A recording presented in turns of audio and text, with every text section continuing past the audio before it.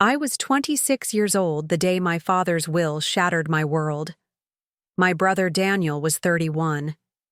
And my father, Thomas Miller, was just 68 when death finally claimed him after 2 long, painful years of sickness. I can still hear the lawyer's voice, steady and cold, as he read the words that felt like knives piercing my chest. And to my son, Daniel Miller, I leave the house on Maple Street, the savings in my account, and the farmland in Willow Creek. That was everything. Our childhood home, Dad's life savings, the farmland he always promised would be mine, all of it, to Daniel. I froze in my chair. My heart pounded so loudly I could barely hear the lawyer continue. My father's will left, nothing for me. I looked at Daniel. My big brother sat across the table, lips curled into a smirk, like he'd been waiting for this moment. He didn't look surprised. He didn't look sad about Dad. He looked satisfied. That was when I knew this wasn't a mistake. My brother had done something. Let me take you back to the beginning. For 2 years, I had been Dad's shadow. His sickness started with small things, forgetting where he put his keys, stumbling on the stairs. Then came the hospital visits and the doctor's appointments. I bathed him. I cooked for him. I slept on the couch beside him when the nights grew hard. I worked double shifts at the diner just to cover the bills insurance didn't touch. Daniel? He was nowhere. He only showed up when he wanted money or when Dad was too weak to argue. Our mother had passed away when I was just 19. Breast cancer. It had torn our family apart. From then on, it was just me, Daniel, and Dad. Mom's absence made me even more protective of Dad. I promised her at her graveside I'd take care of him. And I kept that promise.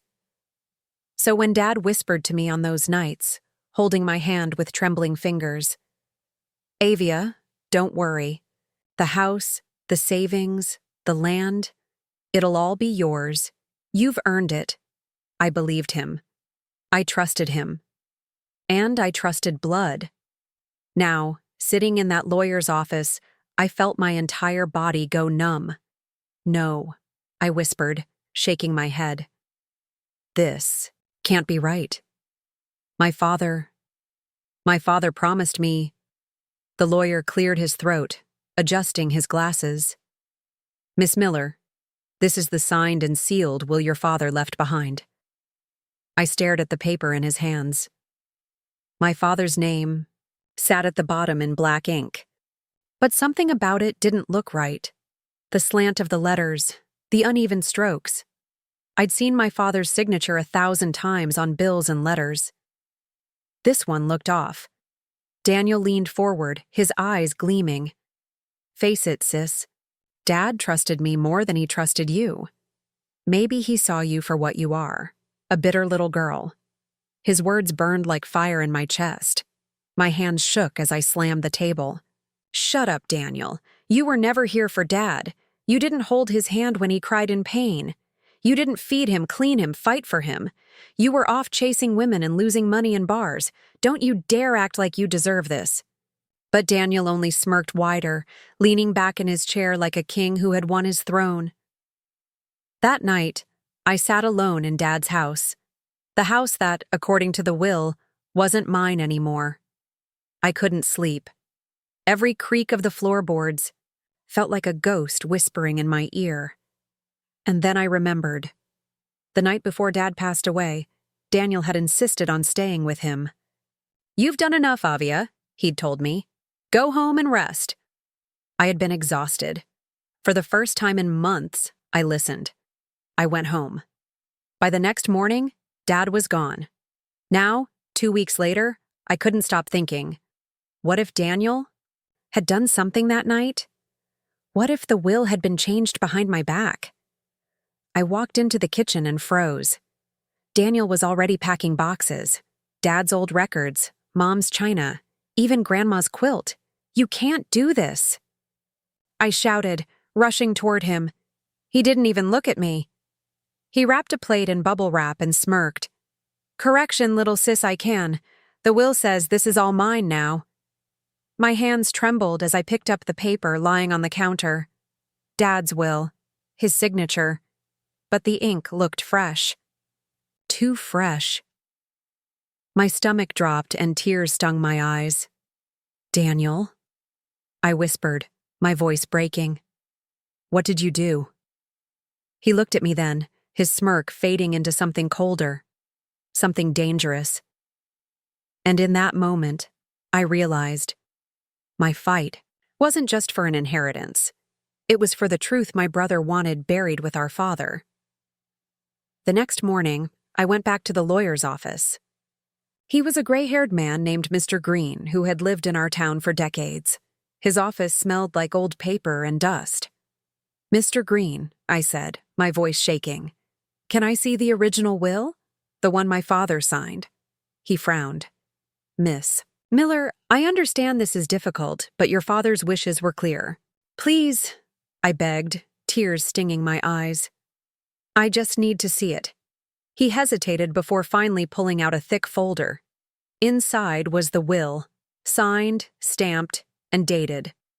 My father's name glared up at me in bold ink. The date hit me like a slap. It was signed the very night Daniel stayed with Dad at the hospital. I left the office trembling. My shoes crunched against the gravel parking lot as tears blurred my vision. Why would Dad change everything that night? I whispered to myself. Why would he leave me with nothing? There had to be more. I drove to the hospital, my hands gripping the steering wheel so hard my knuckles turned white. The nurse at the desk looked at me kindly when I asked for my father's records. "I'm sorry, ma'am," she said. "We can't release those without proper authorization." I almost broke down right there. "Please," I begged. "I'm his daughter. I need to know what happened that night." She hesitated, then lowered her voice. "All I can say is, your father wasn't strong enough to sign anything that night. He was barely conscious." Her words echoed in my mind like thunder. Barely conscious? So how did he sign a will? I drove back to the house, my chest burning with anger. Daniel was still there, acting like a king in a castle he didn't build.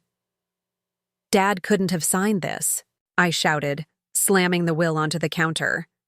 "The nurse told me he was barely awake that night. You forged this, didn't you?" Daniel froze for a second, then laughed. A cold, bitter laugh. "Avia, you've always been the naive one. You think the world rewards good little girls who play caretaker? Newsflash. It doesn't. Dad knew I was the one who could actually handle things." "Handle things?" My voice cracked.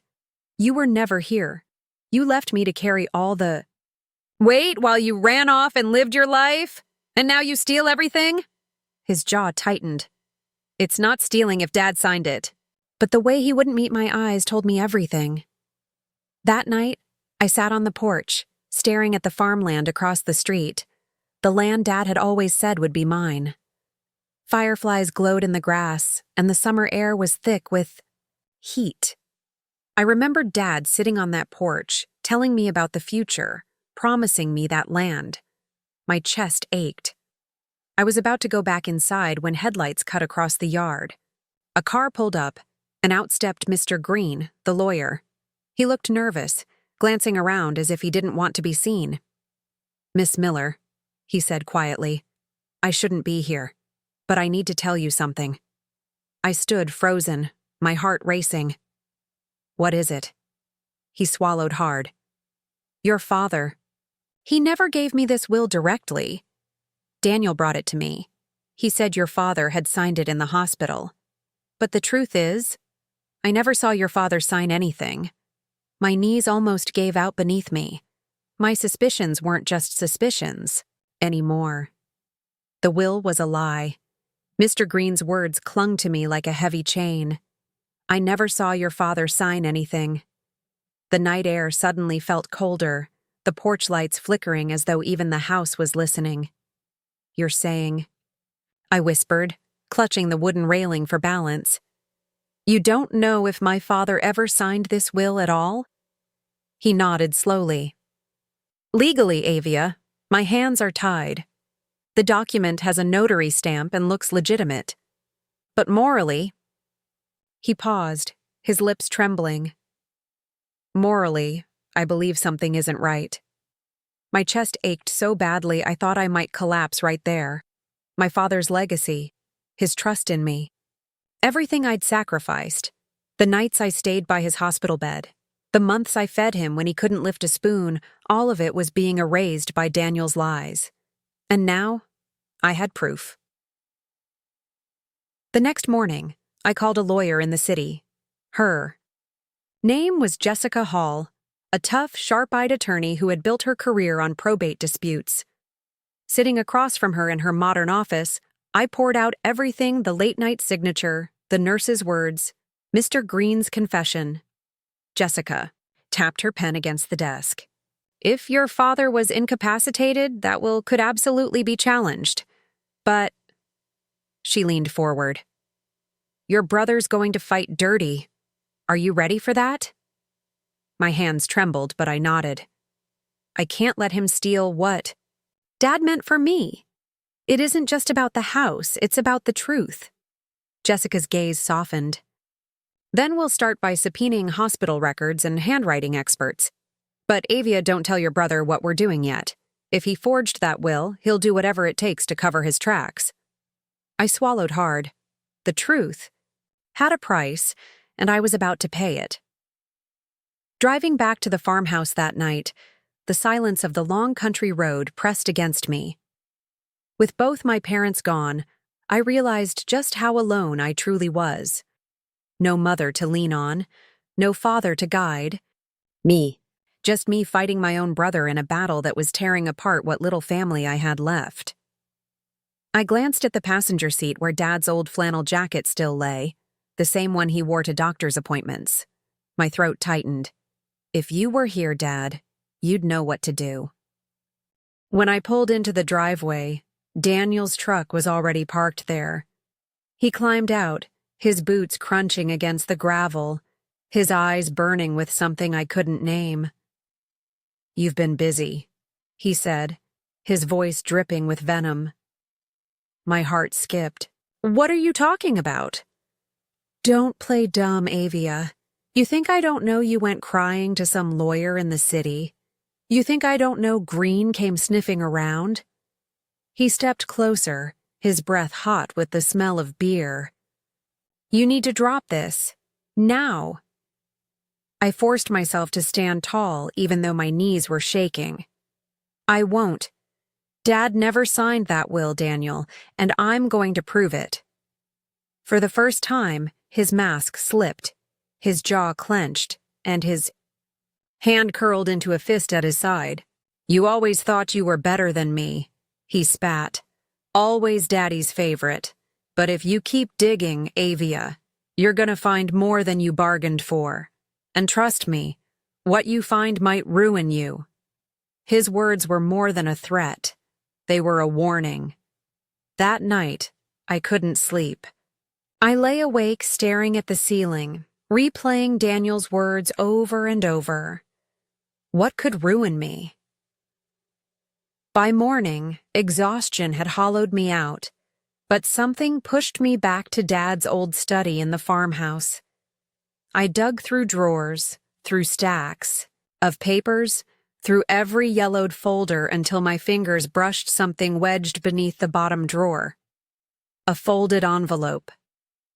Dusty. Sealed. My breath caught as I slid it open. Inside was a letter, written in my father's shaky handwriting, dated just a week before he passed. To my daughter Avia, if you are reading this, then I know Daniel has tried to take what was never his. I gasped, covering my mouth with trembling hands. But before I could read further, the front door creaked open downstairs. Heavy footsteps echoed through the house. Avia? Daniel's voice called sharp and cold. He was inside, and he couldn't know about the letter. I stuffed the envelope into my sweater pocket, slamming the drawer shut, just as the footsteps grew louder. "Avia!" Daniel's voice boomed from the hallway. "What are you doing in Dad's study?" My heart was pounding so loudly I swore he could hear it through the walls. I quickly wiped the dust off my palms, forcing my voice to steady. "Just going through some of Dad's old papers." His tall frame filled the doorway, his eyes narrowing as he scanned the room. "You don't belong in here. Dad left everything. To me, remember?" I swallowed hard, my fingers brushing the folded letter hidden against my ribs. "No, Daniel. Dad left me the truth." Daniel leaned against the doorframe, his smirk sharp enough to cut glass. "You're digging where you shouldn't, Avia. And if you're not careful, you're gonna dig yourself into a grave." My chest tightened, fear crawling up my throat, but I refused to let him see me break. "You can threaten me all you want," I whispered, but Dad trusted me. I was the one who bathed him, fed him, prayed with him every night when you couldn't be bothered to visit. I was there, Daniel. You weren't. His jaw clenched. "And what did it get you?" "Nothing. You wasted your life playing nurse while I built mine." Dad knew I was the stronger one, the one who could actually handle the responsibility. I bit back the scream clawing its way up. Stronger? He hadn't held Dad hand through seizures. He hadn't been there when Dad whispered my name in his final breath. I wanted to tell Daniel everything, that I had proof, that I held the very words Dad wrote about him in my pocket. But I knew if I revealed it too soon, he'd rip it from my hands and destroy it. So instead, I stayed silent. The next morning, I drove into town with the letter tucked safely in a book inside my tote bag. Every bump in the road made my chest tighten. I kept checking my rearview mirror, half expecting Daniel's truck to be tailing me. Jessica, my lawyer, looked up as I entered her office, her eyes sharp. "Avia, you look like you've seen a ghost." I handed her the letter with shaking hands. This is from my father. He wrote it days before he died. Read it." Her eyes scanned the page, widening with every line.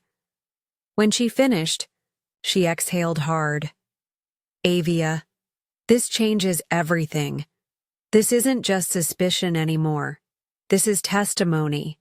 Your father's own words." Tears stung my eyes. For the first time in weeks, I felt a flicker of hope. Dad's voice, his truth, was still speaking for me, even from the grave. Jessica set the letter down gently. "But if Daniel gets wind of this, he'll destroy it. We'll need to file it with the court immediately. Do not let this out of your sight until then. Do you understand?" I nodded, clutching the envelope like it was oxygen. That night, I returned to the farmhouse. The driveway was empty. Daniel's truck was gone. Relief washed over me until I reached the porch and noticed the window beside the door was shattered, glass glittering across the floorboards. My stomach dropped. I ran inside. Drawers had been pulled open, cabinets yanked from their hinges, papers strewn everywhere. Someone had torn through the house looking for something. The letter. Panic surged through me. My tote bag. Where was it? I dropped to my knees, rummaging through the mess. Finally, I found it tucked under the couch where I'd kicked it earlier. The book was still inside, the letter still there. I sank against the wall, my hands trembling so violently I could barely breathe. And that's when I saw it. On the kitchen table, written in Daniel's messy scrawl, was a note on a torn sheet of paper. "You think you're smart, little sister, but you don't know the whole story. Dad wasn't who you thought he was. Keep pushing, and I'll make sure the world knows his secrets." I clutched the note, my heart splitting in two. What secrets could Dad possibly have carried to his grave? Why would Daniel use his memory like a weapon? For the first time, doubt crept in. I knew my father loved me. But what if Daniel wasn't just bluffing? What if there was something in Dad's past that could ruin his legacy, and mine with it? The night was thick with silence when I sat at the kitchen table, Daniel's threatening note crumpled in one fist and my father's letter clutched in the other. My chest felt like it was being ripped apart. Two voices, my father's love and my brother's venom, were battling inside me. I hadn't slept in days. Every creak of the farmhouse made me jump. Every passing truck made me wonder if Daniel was coming back. Finally, I couldn't take it anymore. I dialed Jessica. "Avia," she answered groggily. "It's 2 a.m.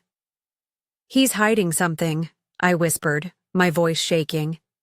"Daniel says Dad wasn't who I thought he was. That if I don't back off, he'll expose everything." There was a long pause.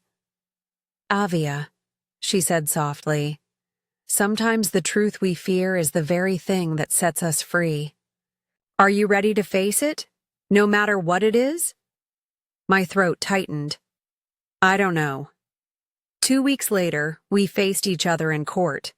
The courthouse smelled of old paper and polished wood. As I sat at the plaintiff's table, my hands shook. Jessica squeezed my shoulder. "Avia, this is your truth. Speak it, and let the judge decide." When Daniel walked in, his suit pressed and his smirk firmly in place, I almost choked on the rage boiling inside me. To the rest of the world, he looked like the golden sun. But I knew the rot beneath his smile. The judge motioned for us to begin. Jessica presented Dad's letter, reading his frail handwriting aloud. "I know Avia will take care of this house as she has taken care of me. Daniel cannot be trusted with it. If my voice is gone, let this be my last wish." Tears stung my eyes as the words echoed in the courtroom. For a moment I felt Dad sitting beside me, whispering, "Hold on, Avia." Daniel's lawyer shot up, waving his hands. "This letter is nothing but emotion. My client has evidence that the father these children worshipped wasn't the man they think he was." My breath hitched. Daniel rose slowly, his voice heavy with venom. "You want to know the truth?" he sneered. "Dad was drowning in debt. He gambled half his savings away before he died. He was no saint. He wanted you to have the house, Avia, not because you deserved it, but because he knew you'd never discover the mess he left behind. He didn't trust me because I knew the truth." Gasps rippled through the courtroom. My hands trembled. Could it be true? But then I remembered the nights Dad held my hand, whispering through pain, "Avia, never let bitterness eat you alive. Promise me, no matter what happens, you'll protect what we built with love, not greed." I stood, my knees weak but my voice strong. Maybe Dad wasn't perfect. Maybe he made mistakes like every human being. But that doesn't erase the years I cared for him when no one else did. That doesn't erase his last wish for me to carry this home. You call it debt, Daniel. I call it love. And love is a debt I'll spend the rest of my life honoring. Silence filled the room. For the first time, Daniel had no words. The judge leaned forward. "I've heard enough. This court rules in favor of Avia. The property shall remain under her name as specified in her father's will and supported by his testimony." The gavel struck. I exhaled sharply, tears pouring down my face. The weight of years lifted from my shoulders. Dad's voice had not been silenced. Justice had spoken. For him. Daniel stormed out, his fists clenched, but I didn't follow. I knew bitterness would consume him, just as Dad warned. That evening, I sat on the porch of the old farmhouse, watching the sun dip below the horizon. For the first time in years, the silence felt like peace instead of loneliness. I whispered into the fading light, "We did it, Dad. We made it." The house creaked softly, as if answering me. My father wasn't perfect. Neither am I. But love, the kind that sacrifices, endures, and forgives, speaks louder than greed, louder than secrets, louder than betrayal. Sometimes the people closest to us will hurt us the most. Sometimes blood ties feel more like chains. But in the end, truth has a way of shining through the cracks. So, if you take anything from my story, let it be this. Family isn't about who fights hardest to own the house. It's about who protects the love that built it. And no matter how dark betrayal feels, never let it steal your light. Because in the end, love, even broken love, still wins. Family should be a place of love, not betrayal. Greed may win for a moment, but truth and justice always last longer. What do you think? If you were in Avia's shoes, would you have forgiven her brother or walked away forever? Drop your thoughts. In the comments, I'd love to hear your opinion. And if this story touched your heart, don't forget to give it a thumbs up. Stick with us for more powerful stories. And please hit that subscribe button so you never miss the next one.